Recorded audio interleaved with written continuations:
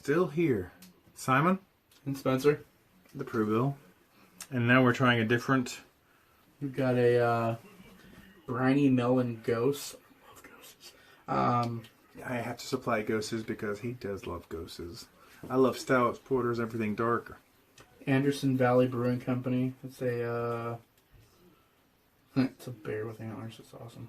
4.2% by volume. Just trying to see if there's any It's kind of watermelon. Just says briny melon. Briny melon. Hold it up for the camera so they can see it. Just trying to see if there's any kind of story. Usually some of these have stories, but this is just your story is the beer with antlers. The beer with antlers. Anderson Valley's usually pretty good. They don't disappoint. It's a nice, clear, light Good color. smell.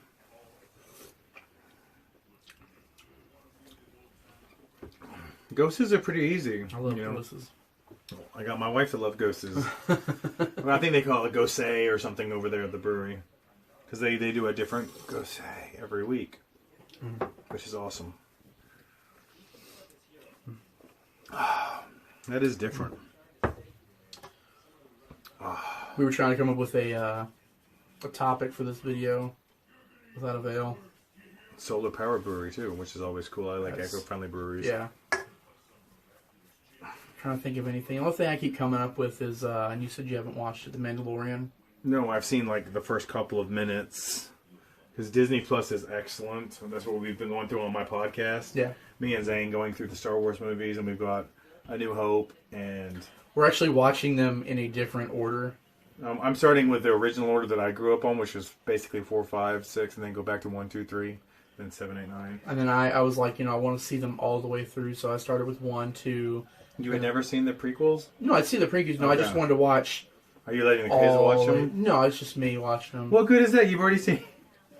Have you seen It's Force Awakens? You've seen everything but the new one, right? Yeah, but I wanted to watch it all the way because there's one series I haven't watched yet, and that's the Star Wars Rebels. Yes, I've heard that is fantastic.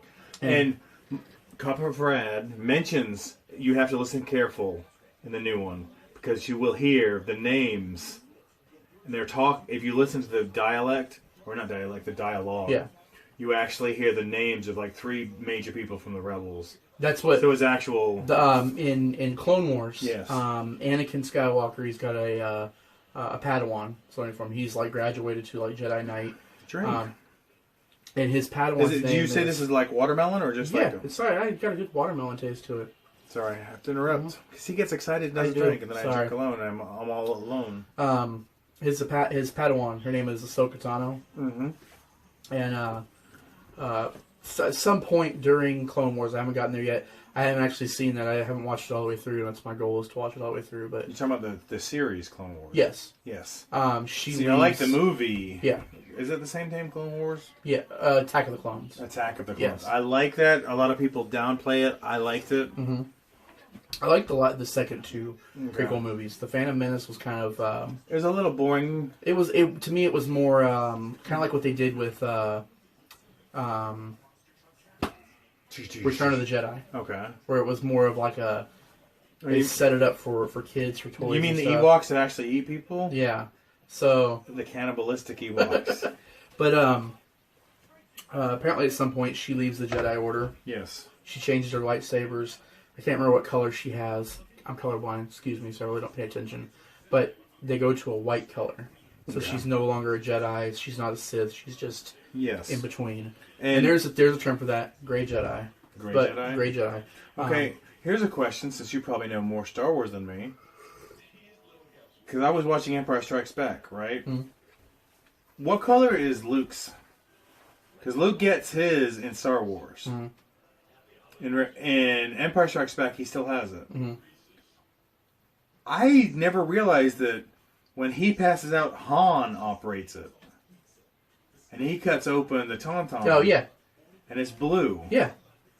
It's originally blue. That was Anakin's lightsaber. But a lot of my fusses that I've heard from... Because I haven't seen A Force Awakens. I haven't seen Last Jedi. And people are like, all these people can operate anything. I'm like, Han did it in Empire Strikes Back. Yeah. I thought I was mistaken until I saw. I was like, Han did it right in front of me. Right there. So anybody can operate a lightsaber. Yes. Anybody can fight with a lightsaber. There's actually a lot of that in the Clone Wars. There's actually a Mandalorian rebel guy. Yes. he has this like really cool ancient Jedi lightsaber, and it's black. Yes. The blade is black, and so he uses that. It's just basically canon is in order to fight a Jedi on a level playing field, you have to be force sensitive because they can predict your moves and stuff. Yeah, it's like sword fighting. Yeah. So, well, see, that's what I haven't caught up. Like I said, I haven't seen The Force Awakens. I haven't seen The Last Jedi. And a lot of people were very iffy on The Last Jedi because it was going off a different edge than a lot of people thought it would. Because Rian Johnson took it. And they said that people were scared of what direction it was going to go. Okay. So, we're back at Rian Johnson, and he had taken a little bit of the left field. He was taking a little, which a lot of people liked. I've read reviews. I have not seen it yet. I know I'm behind. Shoot me.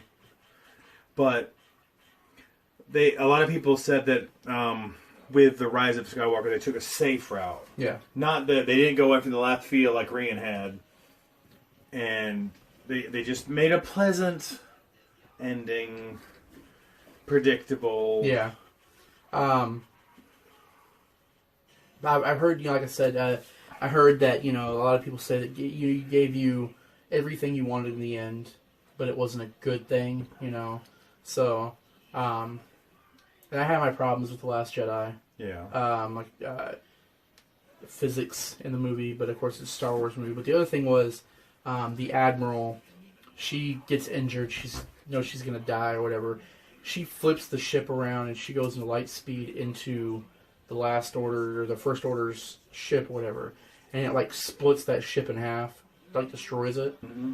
And the thing that came to my mind was like, why wasn't this used before on multiple occasions? Yeah. Why did we have to have this like super, edge of your pants run on the Death Star when they could just take a ship and go into light speed into it and an autopilot? Yeah. Or a droid. I mean, those seem to be, disposable. Yes, but... droids are very disposable at some points when they deem necessary. Yeah. Except for C-3PO and R2-D2. Yeah. Which there's a fan theory. I haven't seen the last movie. I don't know if this is true or not. But there's been this fan theory that the entire Star Wars was their story. Skywalker saga was being told by R2-D2. That would make sense. He always seems to get out of having his memory wiped. Yeah. So, or C-3PO, remember they had that one thing where I'm taking a good look at my last friends or whatever he said, So that's very plausible. Yeah. So, it'll be interesting to see where they go from here. Yeah. So are you into The Mandalorian then? Yeah. I haven't seen the latest episode. Usually they come out on Fridays. Are they an hour or 30 minutes? They're about an hour. Because my friend told me they're 30. I'm like, I've got Disney Plus. I thought they were an hour. They're an hour long. And they usually come out on Fridays. This last one came out on Wednesday because they didn't want it to compete with the Rise of Skywalker. But it's really interesting because I'm horrible with names. If you've watched these, you know this. The guy from Game of Thrones, who's the Mandalorian. I don't know his name. I just saw him finally with his mask off. I was like, that's about...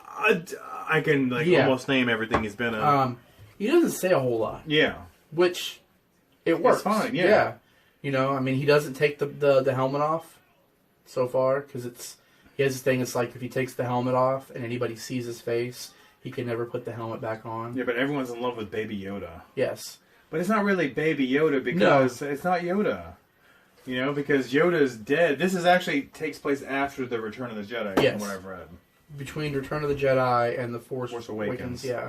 And there's a lot of, you hear things like he runs into this chick and she's some kind of shock trooper for the Rebel Alliance. Yeah. And she was like, I was there on Endor when the Empire fell, and I worked with them at this and this. And she goes, and then I started getting assignments, and it was not what I signed up for, so I left or whatever. But I'm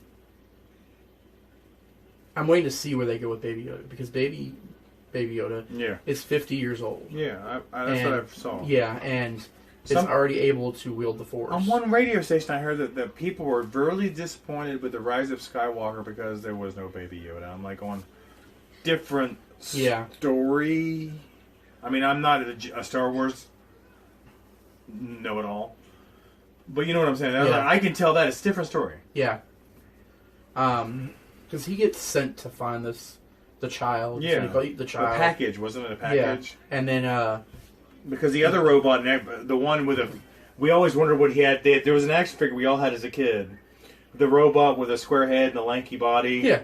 We're like, what is his purpose? And now they showed him. And like, phew, phew, Yeah. phew. And it's like, oh, that's pretty badass. But he I don't want to say he grows a conscience. He stops and he's like, what are they going to do with this kid? Yeah. He's just a baby. Yeah. Even though it's 50 years old. Yeah. So he's like... Biggest 50, the smallest 50-year-old ever. Yeah. So he's like... Unless you're from Orc. But I mean, Yoda died at like 900 and something years old. What if he's from Orc? Well... What if it's the Mork and Mindy crossover with Star Wars? Because remember, they're big, and then they grow smaller. They'll be jumping the shark. Sorry.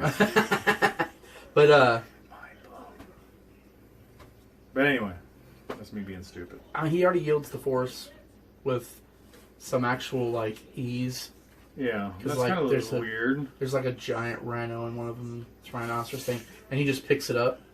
I mean, but you can tell he's focusing because he's got the eyes closed. And he's Yeah, like, because it's CGI, you know. yeah. Well, he's not. He's not? He's not. He's a Muppet? It's He's a puppet. Henson? It's a puppet.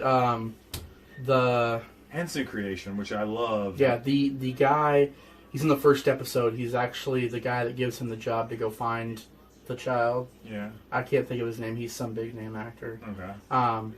They were talking about they filmed with the puppet, and then they're like, no, we need to go with CGI, and he was like, you're all cowards, basically. I mean, and they were like, we're going with the puppet, you know. So.